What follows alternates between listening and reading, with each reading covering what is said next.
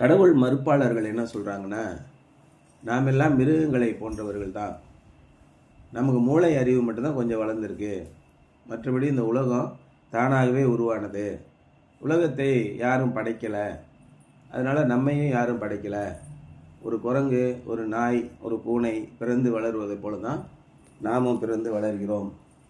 அதனால் நமக்கு உள்ள வித்தியாசம்லாம் கிடையாது, நமக்கு குறிக்கோள்லாம் கிடையாது, நம்ம அப்படியே வாழ்ந்துட்டு சாக வேண்டியதான் அப்படின்னு கடவுள் மறுப்பாளர்கள் சொல்கிறாங்க.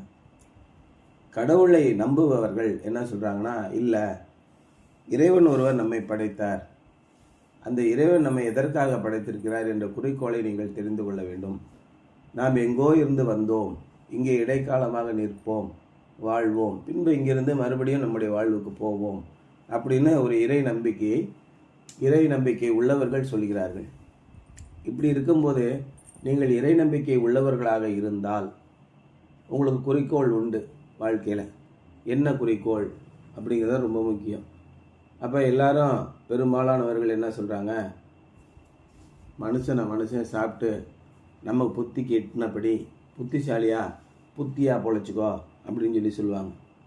மற்றவங்கள்ட்ட ஏமாறாமல் ரொம்ப புத்திசாலியாக பொழைச்சிக்கோ அப்படின்னு சொல்கிறாங்க. இந்த புத்திசாலியாக பொழைச்சிக்கோங்கிறதுல எதுவுமே நம்ம கையில் இல்லைங்கிறது பக்கத்தில் ஒரு கொடுத்துருக்காங்க. சரி, புத்திசாலியாக பொழைச்சிக்கிறதுக்கு ரொம்ப திறமையாக இருந்து புத்திசாலியாக பொழைச்சவெல்லாம் புத்திசாலியாக நல்லா திறமையாக பொழைச்சி போயிட்டானாயா அப்படின்னு கேட்கணும்.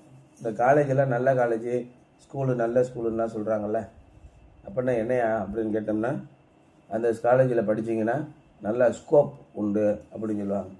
ஸ்கோப்புனா என்னங்க அப்படின்னா, வேலை வாய்ப்பு எளிதாக கிடைக்கும், நல்லா சம்பாதிக்கலாம் அந்த காலேஜில் போய் படித்தா. ஓஹோ, அந்த காலேஜில் படிச்சுட்டா அவ்வளோதான், நீங்கள் டாப்பாக வந்துடுவீங்களா?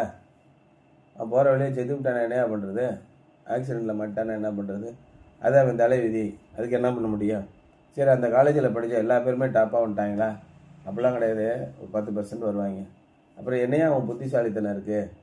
உன்னுடைய குறிக்கோள் தான் என்னாச்சு? நீங்கள் ஏற்கனவே குறிக்கோள் பண்ணி ரொம்ப திட்டம் போட்டு பிளான் பண்ணி அடுத்தவனை கவுத்து சீட்டெல்லாம் வாங்கி என்னென்னமோ பண்ணீங்களே, என்னாச்சு அப்படின்னா கடவுள் மறுப்பாளர்களால் பதில் சொல்ல முடியல. சரி, கடவுள் ஆதரிக்கிறவர்களாவது யோக்கியமாக நடந்துட்டாங்களா?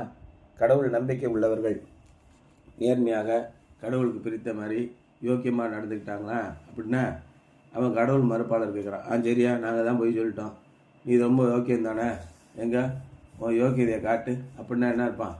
கடவுள் மறுப்பாளர்களை விட 2 மடங்கு அயோக்கியபலாக இருப்பான்.